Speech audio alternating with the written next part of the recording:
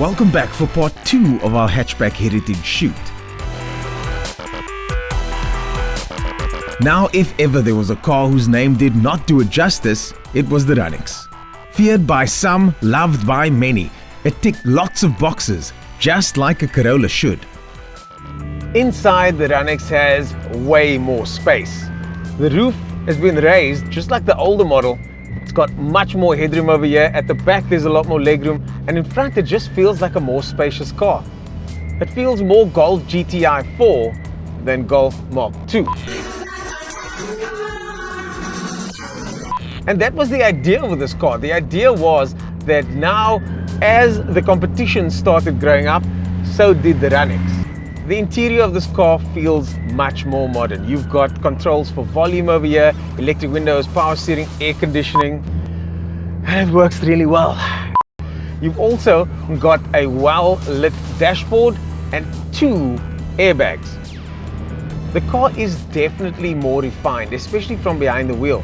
It feels a lot smoother, the gears feel a lot easier to use. It feels like a much more grown-up version of the old one. But that was the idea. This car was supposed to compete with the Golf 4s of the day. And with that kind of power at 141 kilowatts on the flagship, it most certainly did. The RunX has performed well across the range, but there was one little glitch with the performance flagship. 141 kilowatts was the claim. But when dyno tested, very few cars actually hit that mark. A couple exhaust mods later and you'd be well into the 140 kilowatt range. And that was all that was needed to make sure that the car lived up to that promised potential.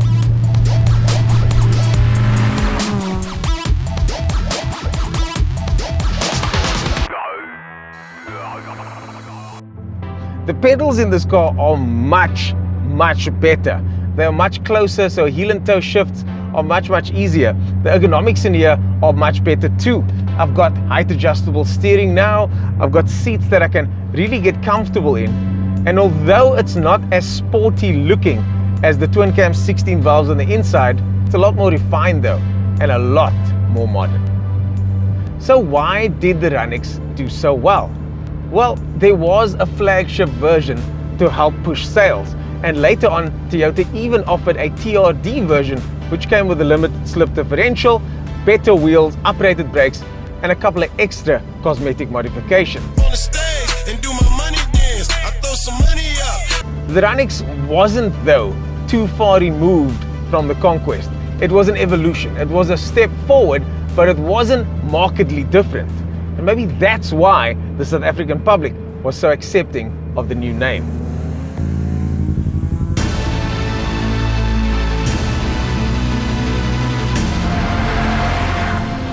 Any of you guys remember that Toyota Auris ad with the dog?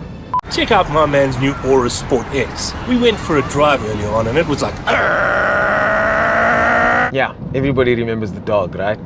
I was in that ad, okay? So I remember when this car came out and there was a lot of excitement about this car. It just never lived up to the excitement though. It wasn't a Corolla. It didn't feel like a Corolla. And it's very difficult to put your finger on why that is the case. It just didn't live up to the previous generations of Corolla. For some other reason, Toyota decided in most markets to call this car the Auris. It was a little bit of a departure from the RunX. Even though there were similarities, the cars just look and feel completely different. The gear feels different. The gear location is completely different, and although this in any other car would be a more ergonomic place to put the gear lever, the South African audience didn't like it. The interior felt a little bit too plasticky, the dashboard felt way too expansive and big, and the car just seemed to be a total departure from the previous generations. Now, there was a hybrid version for sale which runs on the same platform as the Prius. And that, at the moment, is probably the best bargain within the Corolla range at the moment. Seeing that this car didn't sell so well, there does seem to be a good second-hand market for Aurises. So if you are in the market for a second-hand Toyota Corolla, this might be the one. Another reason why the Auris may not have sold so well, because there was no flagship model. Later on, they came with a South Africa only supercharged version, but that was too little too late, and the nail had already been hit into the coffin. The Auris was not a bestseller. Fast forward to 2019 and it's time to try out Toyota's latest take on the Corolla. After having driven all of the other cars, this one feels completely different. It's way quieter inside, everything feels and looks more modern. It's a big jump forward from the previous generation Auris. Yes, there was another Auris model in between that one and this one, but nobody really cared about that car anyways.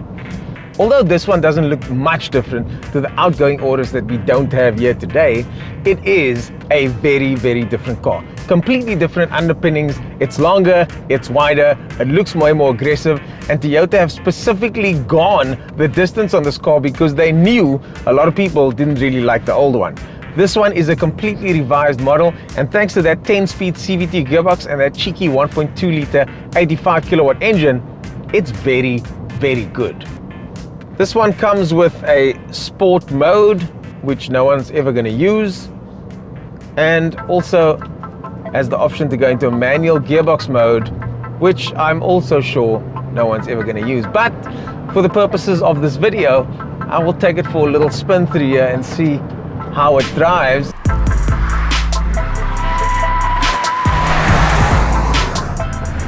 Then it's okay, I suppose. There's a distinct lack of sportiness in this Toyota Corolla, and I think that's intentional. I think if you look at cars like the Gazoo Racing GRMN Yaris, that is the boy racer car. There is a Gazoo Racing version coming out in this car later on, and hopefully it'll make its way to South Africa. But I just don't think that this car is designed to compete with the same type of cars it was 20 years ago. The Toyota Corolla is now very much taking some influence from Lexus, it seems.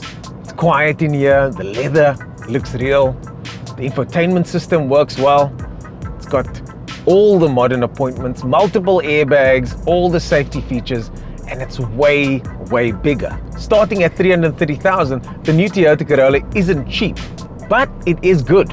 And it's good because it needs to compete with cars such as the Focus and the Golf 7. It's got this fantastic 10-speed CVT gearbox, which is effectively just the setting on the gearbox software that allows it to have 10 different positions. But it's so smooth and is arguably one of the best CVT gearboxes around. They started that trend with the CHR, so Toyota has hit the nail on the head by combining refinement and smoothness with a relatively peppy 1.2-liter turbocharged engine. Now, is this the same car it was 20 years ago?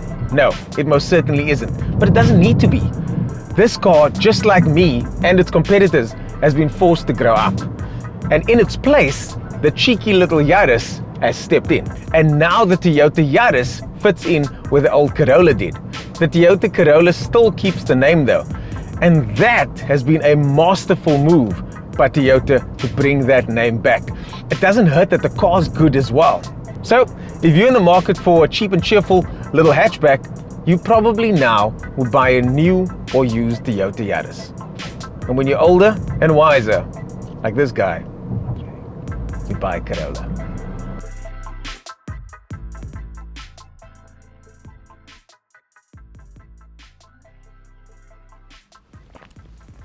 Oh, hello.